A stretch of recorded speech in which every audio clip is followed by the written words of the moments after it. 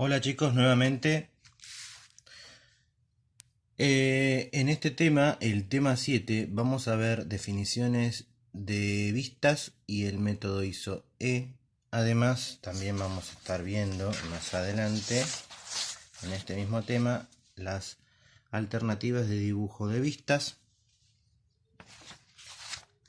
Y este tema es muy importante porque es la manera que nosotros tenemos de interpretar los elementos que queremos dibujar, las diferentes piezas mecánicas, los dibujos arquitectónicos y un montón de cosas que nosotros quizás debamos entender con el dibujo técnico o representar. Y para eso nosotros debemos comprender lo que significa la definición de vistas. Para que nosotros entendamos lo que es una vista, son las proyecciones ortogonales, o sea, a 90 grados, viéndolas de frente, ¿sí?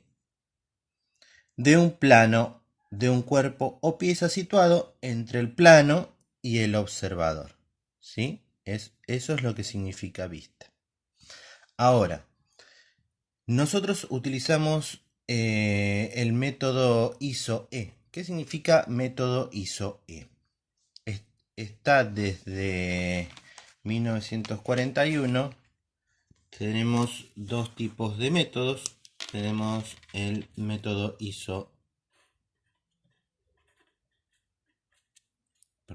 ISO-E y tenemos el método ISO-A. Ya lo vamos a ver después qué es cada uno de estos métodos, pero el método ISO-E es el método europeo y el método ISO-A es el método americano. Americano en realidad es norteamericano, ¿sí? Sí, el método europeo y el método americano. Nosotros utilizamos el método ISO-E. ¿Mm? Bien.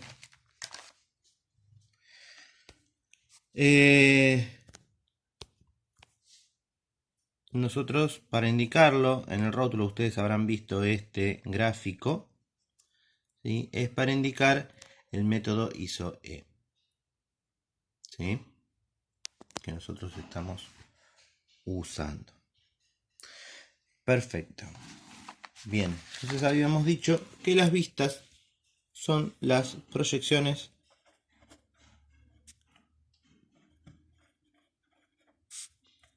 de un objeto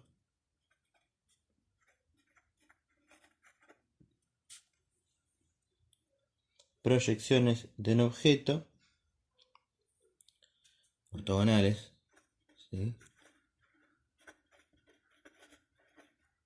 O sea, a 90 grados a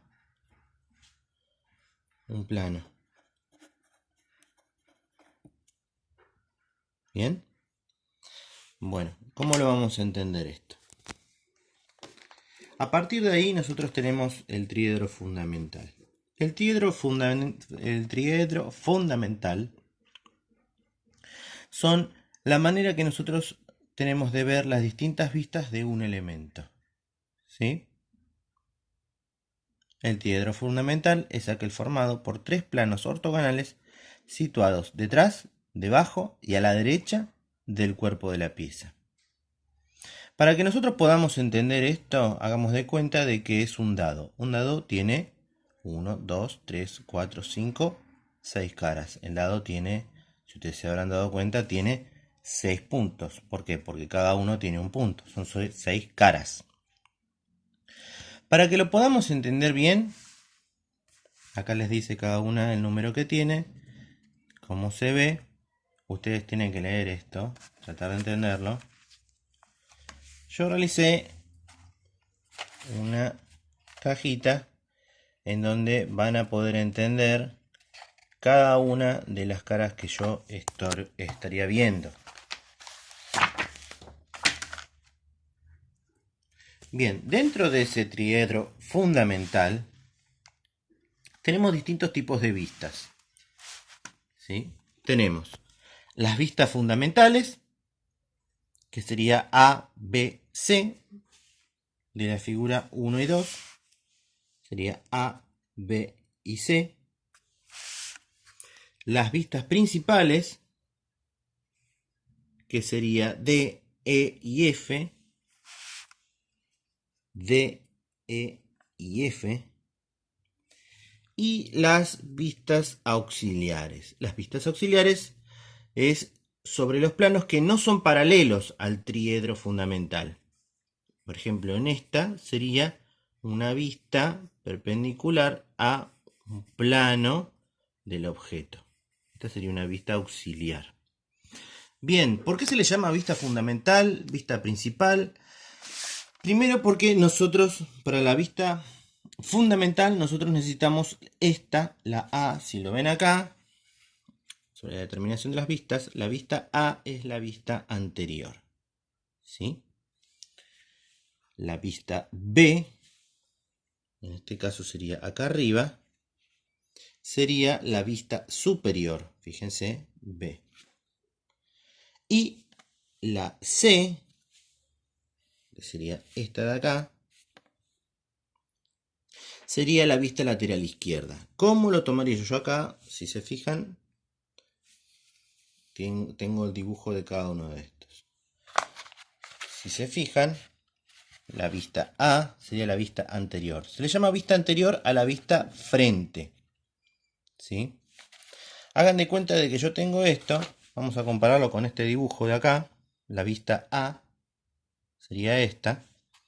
Si yo lo giro hacia mi derecha, fíjense, es como que rebato esto, hago así.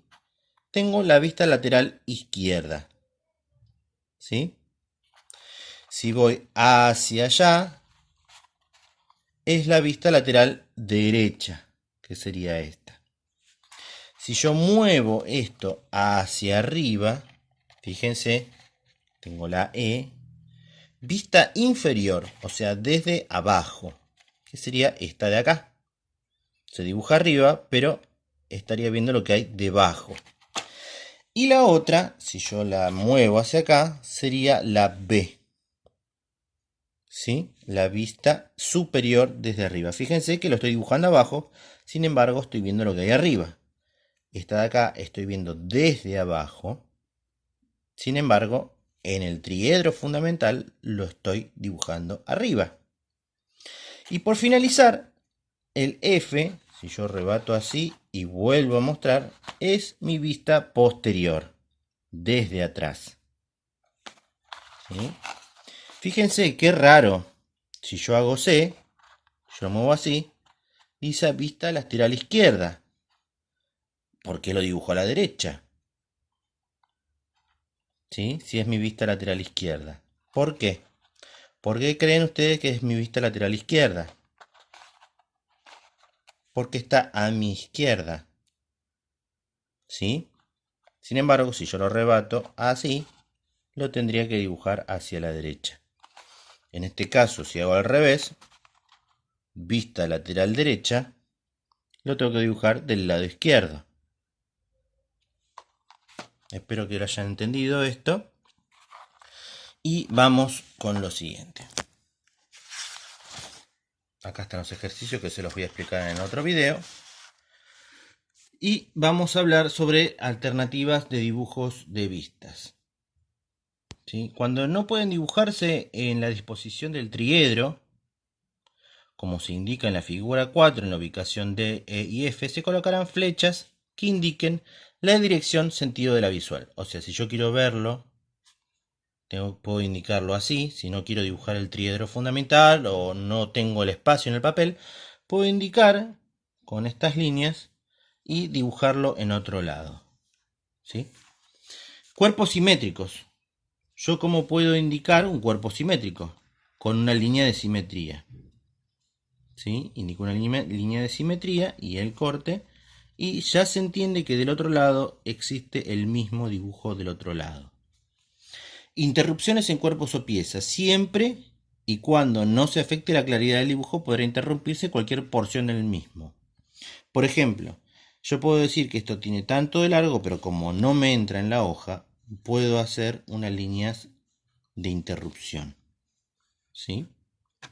Acá hay otra manera de dibujarlo, líneas de interrupción, pero el cuerpo es hueco.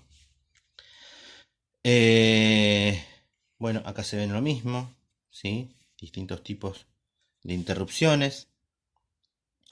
Bordes de empalme. ¿Qué significa bordes de empalme? Los bordes de empalme son estos que nosotros vamos a ver acá. Acá se los explica bien. Fíjense que acá no es una arista, no hay un quiebre exacto, sino que es redondeado acá y acá también. Entonces se indica de esta manera. ¿Sí? No es una línea entera, no llega, fíjense que no llega hacia los bordes, ¿sí? Y se indica que es un borde de empalme. Y se hace con líneas tipo V. Por ejemplo, en este caso, acá para indicarlo, yo lo dibujo con líneas tipo V. Y fíjense que son líneas que no llegan a tocar los bordes de los dibujos. Dice, cuando la pieza o cuerpo presenta una redondez, que se empalman dos ángulos distintos, estos se los llaman bordes de empalme. Para ser representados gráficamente se trazarán con líneas tipo B. ¿Bien? Bueno. Y vamos con elementos de referencia. ¿Qué son los elementos de referencia? Los elementos de referencia ustedes los van a ver acá.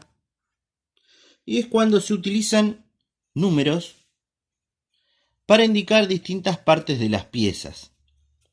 ¿Sí? Por ejemplo, esta va a ser la pieza tal. Esto es un cortecito de un elemento. Por ejemplo, yo si quiero cortarlo acá a la mitad y quiero ver lo que hay del lado de adentro, lo voy a indicar con este tipo de dibujos. Es un número dentro de un círculo y se le hace un llamado, ¿sí? Una línea y punto. Bueno, acá se les explica, ¿sí? Todos los números que figuran sobre el mismo plano y para este fin deben tener una misma altura de escritura, o sea, todos tienen que tener la misma altura y el mismo tamaño, no pueden ser diferentes. Acuérdense en la actividad que tienen que ser así.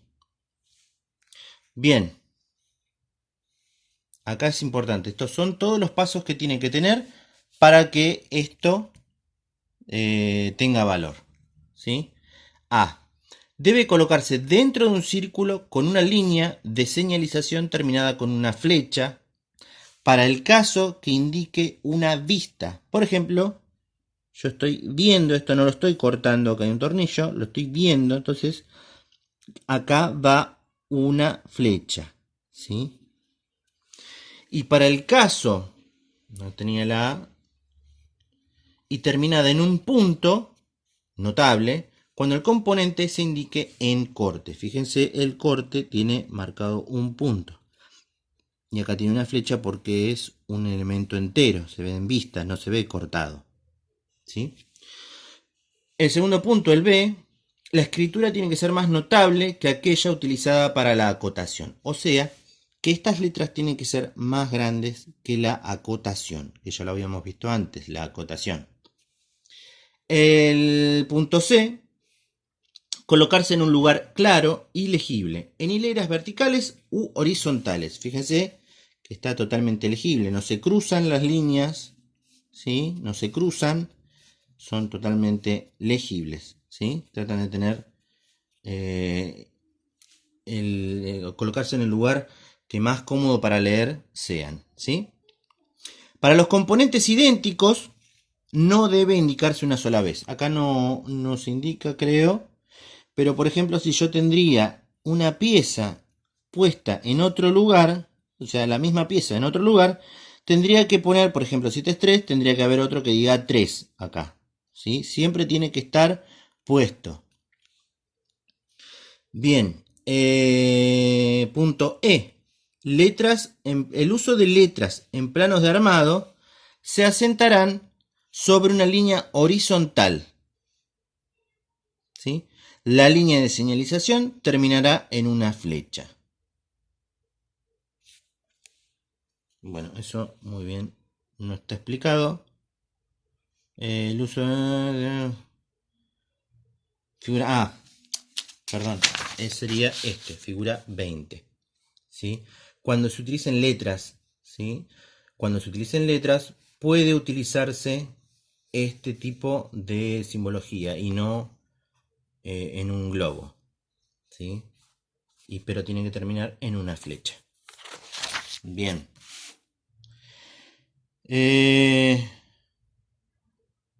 F.